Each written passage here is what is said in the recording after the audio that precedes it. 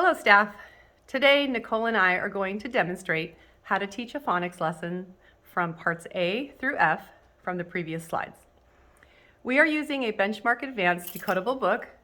We chose this book based on the data from the Core Phonics survey. The group we are working with today is struggling with CVC words, so we are focusing these lessons on CVC words with short A. So if you remember the Core Phonics survey, the skills go from easy to hard. And this particular group, they scored less than 8 out of 10 on short vowels in CVC words. So meaning they scored less than 80% on that section of the test. I just want to mention that if you are in an upper grade, you might have students that can read CVC words and possibly struggle with long vowels, variant vowels, or the R-controlled vowels. If that's the case, you would still teach parts A through F the way we're going to show you today. You would simply choose a decodable book for that particular skill, and you would teach the lessons with that decodable book. Okay, so we're going to use cue cards throughout the video. Normally you wouldn't use cue cards with your students. However, for the purposes of this video, we wanted to include visuals for your understanding of the process in each lesson. For each part, we will begin with an introduction to each specific lesson. After, we will include any important information for that lesson, if any at all. Each lesson will vary in length of time to master, depending on the group you are working with. And we wanted to make this manageable for everyone to teach phonics. So if you'll notice, the only materials we're going to be using are a Benchmark Advanced decodable book and the Benchmark Advanced sound spelling cards. Also, there are different parts to these lessons that you can chunk into sections, and how you teach that to your students would depend on the needs of your students. So most of these can be taught in a 15 to 20 minute lesson. However, if your students need more support in one particular area, you might continue with that lesson the following day instead of moving on to the next part. Okay, so we're going to start with part A, and it's the first part in your phonics lesson. The procedure is to review the sound spelling cards you're working with. When reviewing the sound spelling card, you want to go over these parts. You want to go over the name of the card, the sound of the card, and all the spellings for the card. Okay, so Nicole and I will be role-playing teacher and student throughout these lessons. Okay, Nicole, today we are going to review the apple card. I want you to repeat after me. Apple. Apple. A. A. A. A. Okay, let's try another one. Canoe. Canoe. K. K. C. C. Short vowel CK. Short vowel CK. K. K. Okay, and one more. Tomato. Tomato. T. T. T. T. Blank space ED. Blank ED. Okay, on to part B.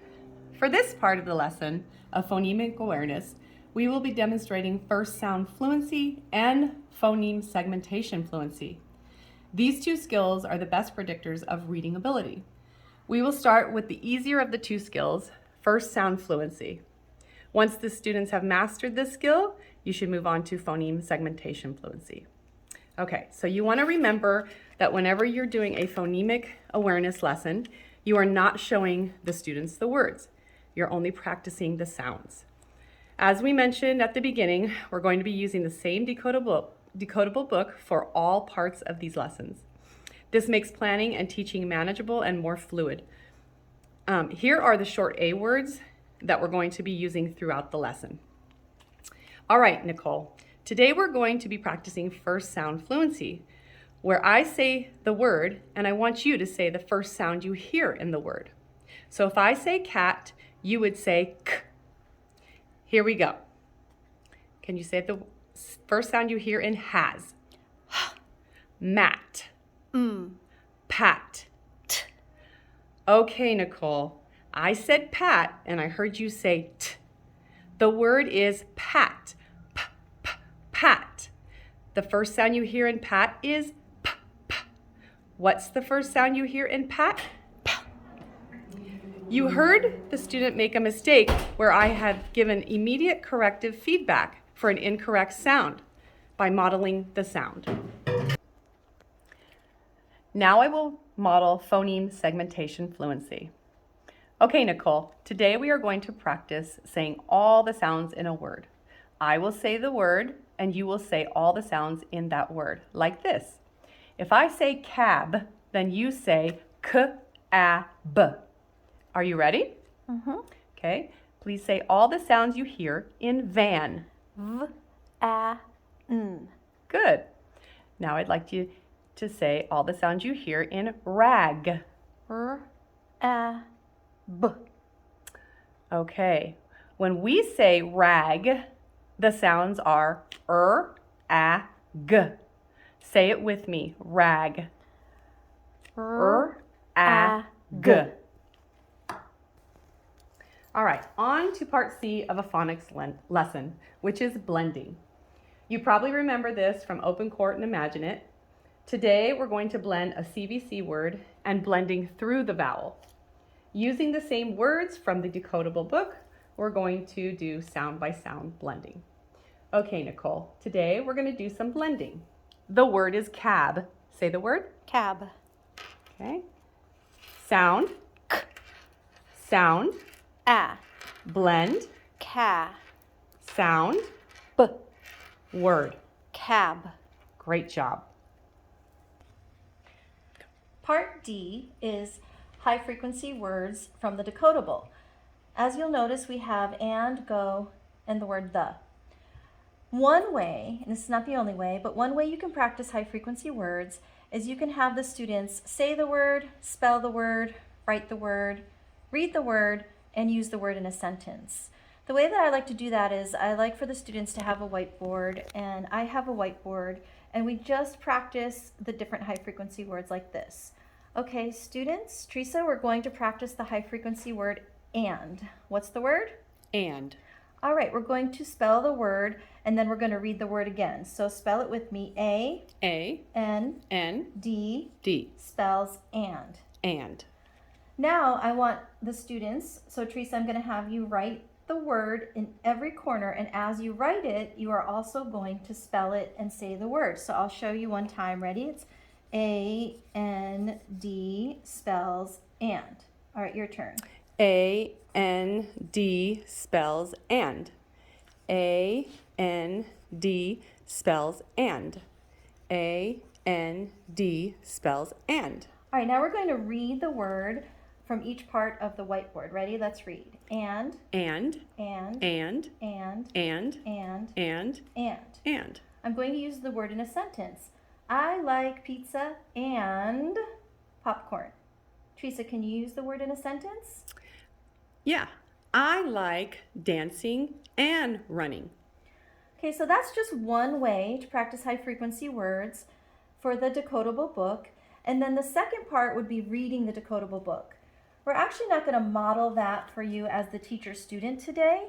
What we're going to do instead is just talk about a few different ways you could have students practice reading the decodable. You could have them whisper read, meaning each student is just reading the book on their own in a whisper voice, and you as the teacher are listening in to each student read. You could have them practice round robin, which sometimes is not recommended because if they're not reading the book from the beginning to end themselves, it can interfere with comprehension. But remember, the purpose of this lesson is to practice decoding the CVC words.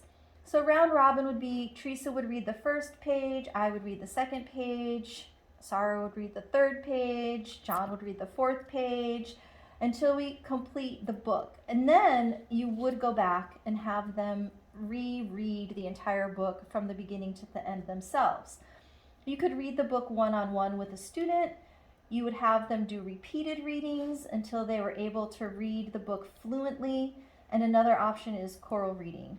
So in future PDs or at another time, any teacher who would like support with this, there'll be an opportunity during your unit planning, data analysis, or with demonstrations with Ms. Chappelle.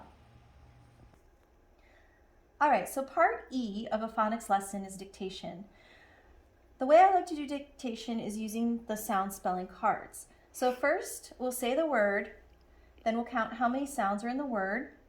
I like to write one line for each sound, and then go through the process of identifying which sound spelling card for each sound and talking about the spellings on that card. Okay, so for example, I'm going to choose one of the words from the decodable book. Remember, we're using these words for every part of the lesson to make it manageable. So today we are going to spell the word tap.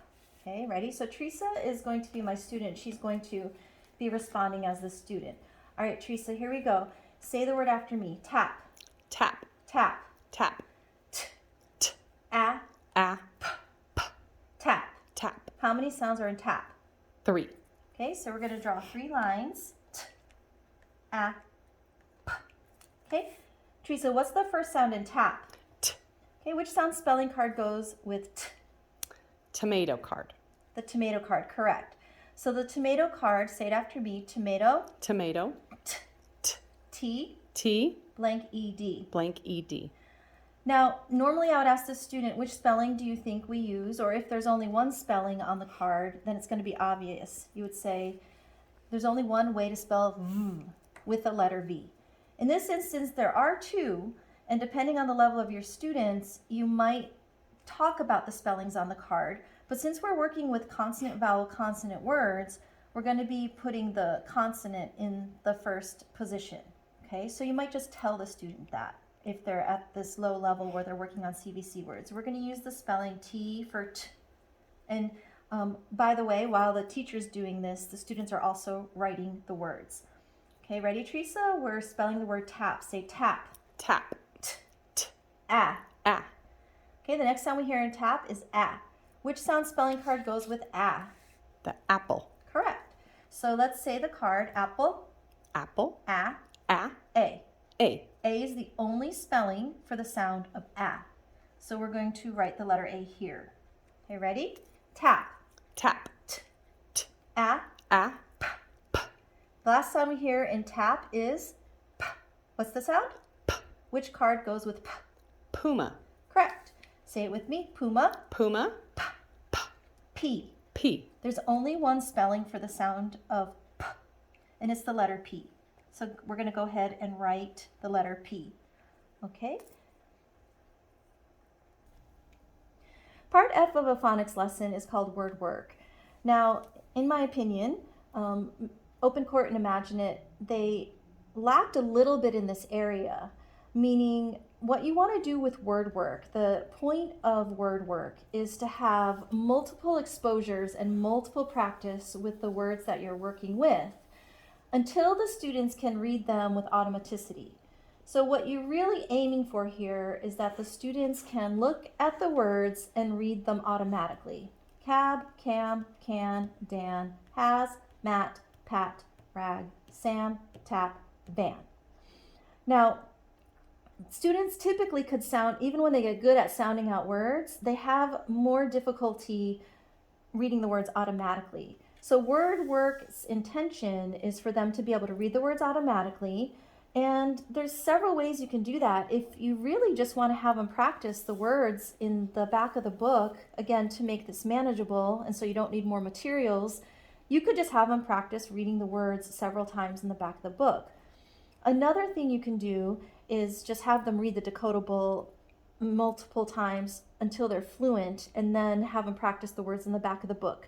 It's important that students can read the words in the book with context, but it's also important that they can read words on their own out of context.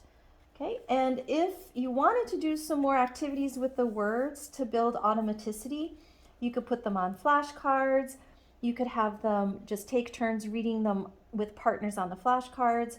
You could play around the world where they're competing against each other, and whoever reads the word first moves on to the next student.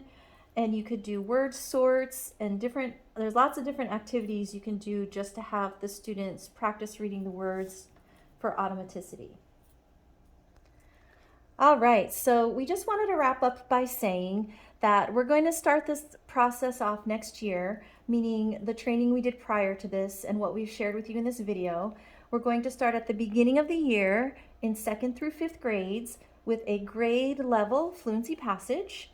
And then for students, remember, on a grade level fluency passage who score below 90% accuracy, and that's their frustrational level, those will be the only students in the upper grades that you will give the core phonics survey to.